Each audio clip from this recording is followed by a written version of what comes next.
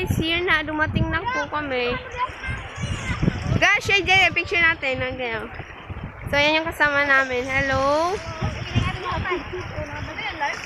No, video. Hi, okay. So, may natagpuan po ditong patay na isda. Yan po. Sana yun? Ito po. Wag. So, ayan. Di ko alam anong tawag dyan. Butitin. So, iyawin natin. So, ayun po guys. After 35 to 40 minutes, dumating na kami dito sa pupuntahan namin. So, doon sa landing fish, naghintay kami ng 3 hours. Tapos, bago kami dumating dito, so, sinakit na namin dito, is 35 to 40 minutes. So, ayun yung sasakyan namin. Mga kasama namin, thank you sa ating balang.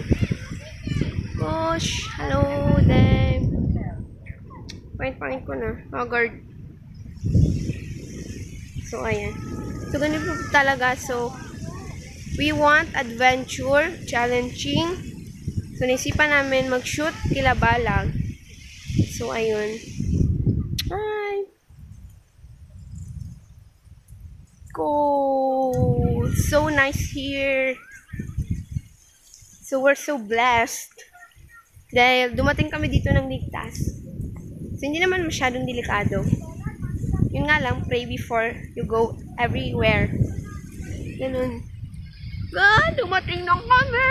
So, yung pinag-iwan, oh my God, sorry. Pinag-iwanan ako ng mga kaklase ko. Yun yung kagrupo ko.